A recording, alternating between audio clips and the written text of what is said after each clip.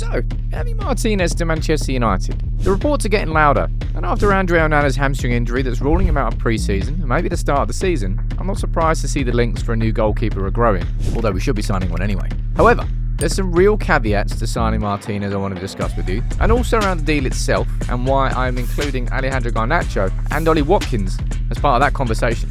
Let me explain. Now, when it comes to goalkeepers this summer, I think Manchester United needed to sign one regardless of what happened with Andre Onana. Then he gets a hamstring injury. And it just raises the question and the reports that have now emerged again really around Emi Martinez. And I want to speak about them. I want to speak about Martinez, Garnacho, Watkins, how all of them really should be involved as part of a conversation. And if a move for Martinez is going to happen, then it has to happen like this. Let me know what you think in the comments. And just let me know what you think. Should United be going after Emi Martinez? Because he really isn't top of my goalkeeper list at all. Now, as I said, after the Lyon game away last season was when I personally checked out on Andre Onana. I was like, yeah, I'm done, man. It's happening too many times, again and again and again. I've lost faith in him as a goalkeeper. And then he goes and injures his hamstring. He's out for the preseason. He might miss the start of the season, and it just increases the necessity to sign a goalkeeper. And of course, by end, he might be leaving too.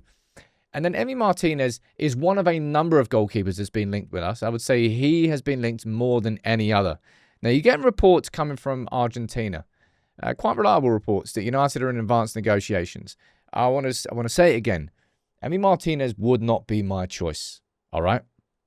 I think the price that Villa would ask for would be too much. I think there are other keepers available in the market who would be a lower investment, and therefore you could put your money elsewhere. You know what my thoughts were on Joan Garcia, but he moved to Barca. Maybe he was always going to Barca. Maybe that was always going to happen. But there have been other goalkeepers linked. Now, quickly here, I want to mention John Victor. We're going to prepare a little halfway video sort of showing you and giving you a bit more insight into him. But if he was to join, I very much think he would be a second choice goalkeeper and probably an alternative for Bayindir. So I wouldn't really look at him as a different goalkeeper that United could sign instead of Emi Martinez. There's others like Senny Lemons. Has he played for? Who is it? Out in Belgium. I can't remember exactly. There's quite a few goalkeepers. I probably ran through the whole list. I did the whole video. I think United should be looking elsewhere. But if we're moving for Martinez, then there has to be a particular way that this deal happens. And that's what I want to speak about in this video, right? And Garnacho has to be part of it. This is a summer where we are goddamn struggling to sell. And it's not the first time this happened, right? It's probably not going to be the last time United struggle to sell players. But any conversations that exist between United and Villa around Martinez, and I've spoken about this before, so I'm only doubling down on what I've said because I just think it has to happen. If Martinez is going to happen, it has to happen in this way. We know that Garnacho wants to move to the Premier League, and we also know the options are very limited. Chelsea came in for him in January when Napoli ended up putting in that bid for him. We rejected the bid from Napoli. Chelsea went quiet. Now, you would say, oh, hold on here. Chelsea has signed this player and that player and this player and that player. But it hasn't stopped Chelsea from signing any more players. It's just how Chelsea go. And they're selling big as well. Chelsea would have the money for Garnacho. It's not an issue. And I don't really care about what club he goes to now. I suppose the only club I would ever care if a United player joined is Liverpool. And I'm not going to Liverpool. But Villa, United should be floating this idea to Villa. Right, okay. So, you want to... We know for... I wouldn't say that... I don't think Emi Martinez has fallen out with Villa. Is this the last year that they can sell him before he's a free transfer?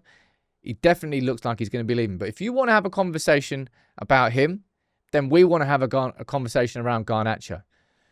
Why is it that United and Villa couldn't do potentially inflated fees in both directions? We know full well that Garnacho goes down as pure profit from a PSR perspective. So if that is... But we also know that Manchester United...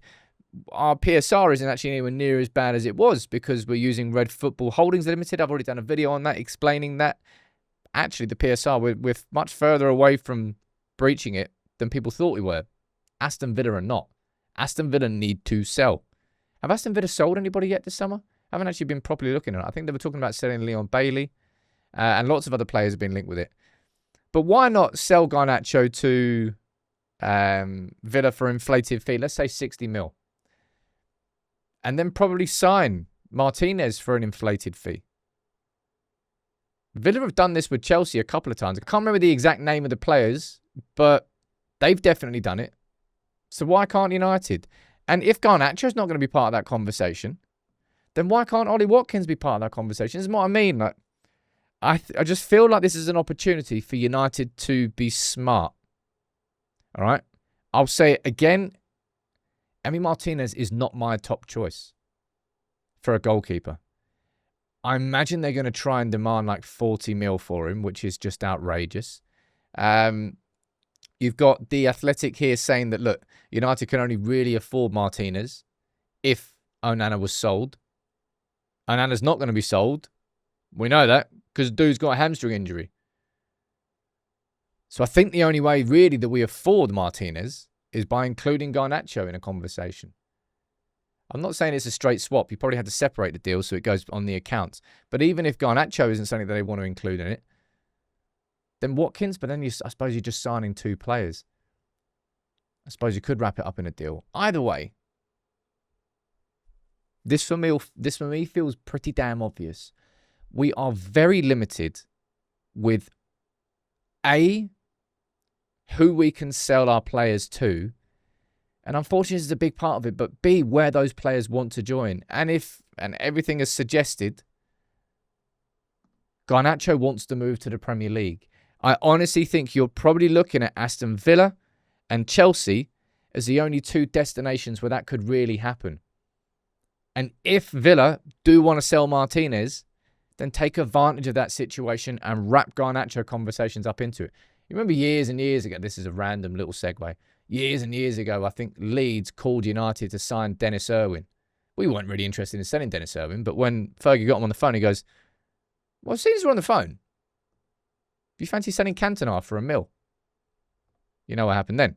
We signed Cantona, great signing ever. I'm not saying that Martinez would be the same conversation, but Fergie took advantage of a situation and turned one conversation into another. That's what I want United to do. If we're in talks over Emi Martinez, wouldn't be my choice, then use that to your advantage and lump the Garnacho conversations into it.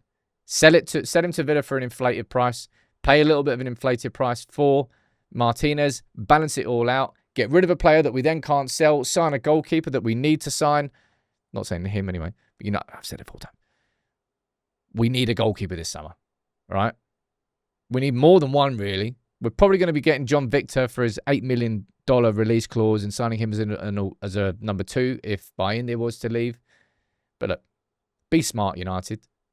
There's no way that I would want United to go and sign Emi Martinez straight up for cash and not involve Garnacho in the conversation, because we are very limited with our options this summer and we've got to be smart where possible. This is an opportunity to be smart. You can let me know what you think in the comments below.